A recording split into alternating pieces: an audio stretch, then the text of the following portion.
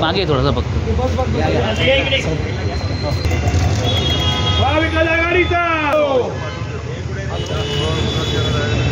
नमस्कार, ठाणे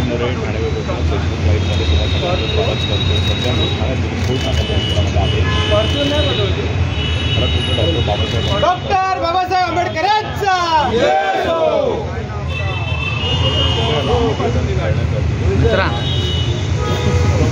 रेकॉर्डिंग मध्ये डॉक्टर बाबासाहेब आंबेडकरांचा डॉक्टर बाबासाहेब आंबेडकरांचा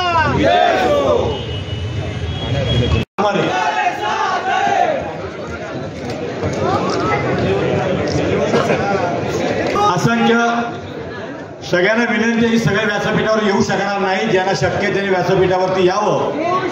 आपल्या सर्वांचं शिवसेना या परिवारामध्ये स्वागत नियुक्ती झालेली आहे, त्यांचं सुद्धा इथे अभिनंदन करण्यात येईल। बोलायला नका लावू, नाव घ्यायला नका लावू।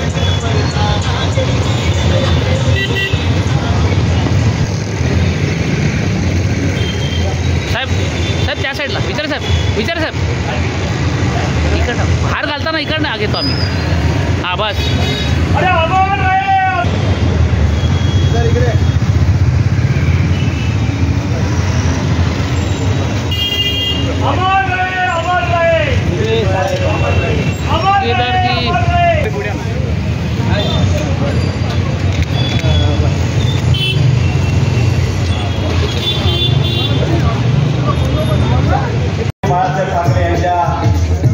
पुष्पार्पण करावा। हिंदू सम्राट सरसेनापती बाळासाहेब ठाकरे यांचा पल्लवी जगताप यांना विनंती आहे, पल्लवी जगताप यांना विनंती की त्यांनी महासाहेबांच्या, त्याचबरोबर विठ्ठलजी मोरे नवी मुंबई जिल्हा प्रमुख यांना विनंती आहे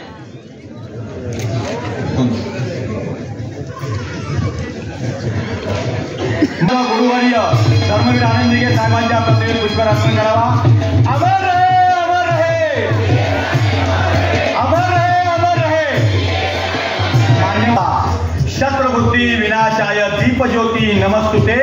दिव्या दिव्या दीपकार काणी कुंदले मोतीहार दिव्याला पाहून सर्व एकनिष्ठ कार्यकर्त्यांचा नमस्कार। जोरदार टाळ्यांच्या गजरामध्ये आपण सर्व मान्यवरांचा स्वागत करूया आणि खऱ्या अर्थाने आजच्या या मेळाव्याचा शुभारंभ झाला असं मी जाहीर करतो। सर्व निष्ठावान आणि स्वाभिमानी नेते यांचं ठाणे जिल्ह्यामध्ये स्वागत करतो।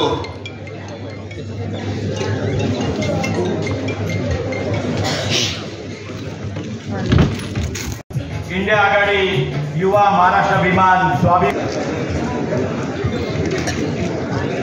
जय महाराष्ट्र। आवाज येत नाहीये। जय महाराष्ट्र।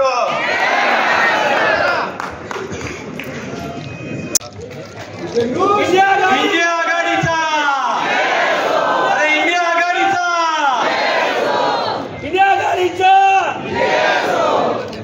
आणि यानंतर बदलण्याच्या मार्गावरती आहेत। तुम्हाला वाटतंय का आपलं संविधान बदललं पाहिजे? आवाज येत नाहीये।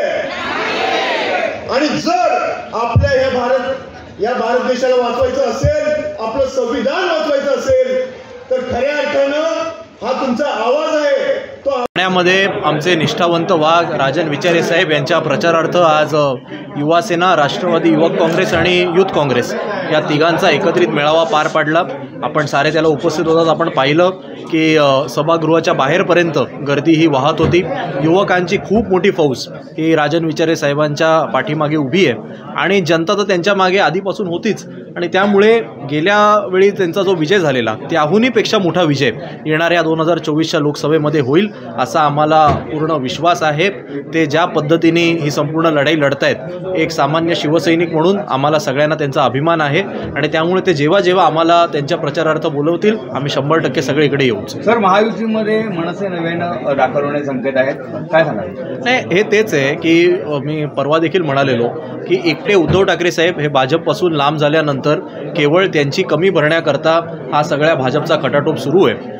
जेव्हा उद्धव ठाकरे साहेब आणि शिवसेना ही भाजपसोबत होती तेव्हा या कोणाचीही कधी भाजपला गरज पडली नाही. केवळ 2 पक्षांच्या जोरावर 44-45 जागा आम्ही जिंकत होतो. पण आता उद्धव ठाकरे साहेब सोबत नाहीत म्हणून आधी एकनाथ शिंदे आणि 40 आमदार शिवसेनेचे फोडावे लागले तरी कमी भरता आली नाही. मग अजितदादा आणि 40 आमदार राष्ट्रवादीचे फोडावे लागले तरी उद्धव ठाकरे साहेबांची कमी भरता आली नाही. मग त्यांना काँग्रेस फोडावी लागली तरी त्यांना उद्धव ठाकरे साहेबांची कमी भरता आली नाही. आणि आता त्यांना मनसेला सुद्धा सोबत घ्यावं लागते. त्यामुळे 2019ला एका चुकीमुळे आज त्यांना किती मोठं भारी नुकसान होतंय हे आता भाजपला कळून चुकलं असेल. कुठेतरी मनसेने देखील काही परप्रांतीय त्यांना मारहाण केली होती, त्यानंतर कुठेतरी टीकेची झोड घेतली होती. नाही, नक्कीच आजपर्यंत जैन समाज, गुजराती समाज हा मोदी साहेबांना आदराने पाहत होता.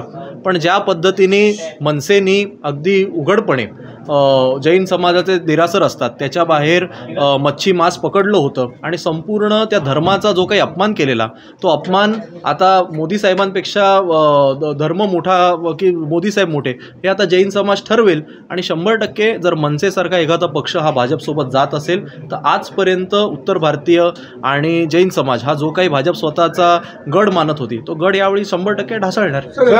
अरविंद केजरीवालांना अटक झालेली आहे, एक युवा नेतृत्वात काय सांगाल? नाही, एक संपूर्ण देशात आज काय परिस्थिती आहे, लोकशाही जवळपास संपत चाललेली आहे की असं सगळं सुरू आहे. विरोधी पक्षाच्या माध्यमातून जो आवाज उठवतो, जो मोदी साहेबांच्या विरोधात भाजपच्या विरोधात बोलतो त्याला प्रत्येक वेळी ED IT CBI लागते हे आता उघड झालेलं आहे. आणि अरविंद केजरीवाल साहेबांसारखे एक अत्यंत लोकप्रिय ज्यांच्याकडे अत्यंत कमी वेळात ज्यांनी 2 राज्य जिंकली अशा एका महत्त्वाच्या नेत्याला अटक जेव्हा होते तेव्हा भाजप किती घाबरली आहे हे दिसून येतं. एकीकडे ठाकरे हे म्हणजे नारळ फुटलेला आहे. इंडिया लाईनची जी आहे युवकांना आव्हान करण्यात आलेलं आहे की आपण केलेलं काम घरापर्यंत पोहोचवत, त्याबद्दल काय म्हणतात? नाही, एक अत्यंत स्फूर्ती देणारं विचारे साहेबांच्या प्रचारार्थ उत्तम रॅप सॉन्ग आज रिलीज करण्यात आले. आणि ठाकरे ब्रँड जो आजपर्यंत महाराष्ट्रात केवळ एकच नाणं चालतं ते म्हणजे ठाकरे, त्याच्यावरती हे जे गाणं बनवलं आहे हे घरोघरी पोचावं, विचारे साहेबांचं काम पोचावं याकरता प्रत्येक युवक, मग तो शिवसेनेचा असेल, NCPचा असेल, काँग्रेसचा असेल, आपचा असेल, सगळ्या आमच्या मित्र पक्षांचा असेल, आम्ही कटिबद्ध राहू. आणि मी म्हणालो तसं गेल्या वेळेपेक्षा सुद्धा अधिक मतांच्या लीडने यावेळी विचारे साहेब निवडून येतील ही आम्हाला खात्री आहे. धन्यवाद. जावं लागतं त्यांच्या पदरी. नाही, नक्कीच शेवटी इव्हन अगदी ठाणे जिल्ह्याचं जरी सांगायला झालं तरी मी जवळनं तो काळ बघितला आहे जेव्हा इकडचे आमचे तेव्हाचे जे नेते होते ते सांगतील त्या हिशोबाने व्हायचं. पण आता त्यांना अगदी स्वतःच्या पक्षाची तिकीटं जाहीर करायला सुद्धा दिल्लीला जावं लागतं. याच्याहून मोठी शोकांतिका असू शकत नाही आणि त्यामुळे आता त्यांना तो पश्चाताप होत असेल. सर, कल्याण लोकसभेमध्ये आपल्या नावाची चर्चा आहे कारण तिथे खासदार श्रीकांत शिंदे आहेत, त्यांना टफ देण्यासाठी. नाही, तुर्तास तरी माझ्यावर युवासेना आणि शिवसेना या दोन्ही संघटनांच्या सचिवपदाची जबाबदारी ही पक्षप्रमुखांनी सोपवलेली आहे. आणि त्यामुळे आमचे जेवढे जाहीर झालेले उमेदवार आहेत त्यांचा जास्तीत जास्त प्रचार करण्याची जबाबदारी देखील माझ्यावर आहे. ती मी प्रामाणिकपणे करण्याचा प्रयत्न करतोय. येत्या काळामध्ये पक्ष जी कोणती जबाबदारी देईल ती मी पूर्ण करायचं काम करीन.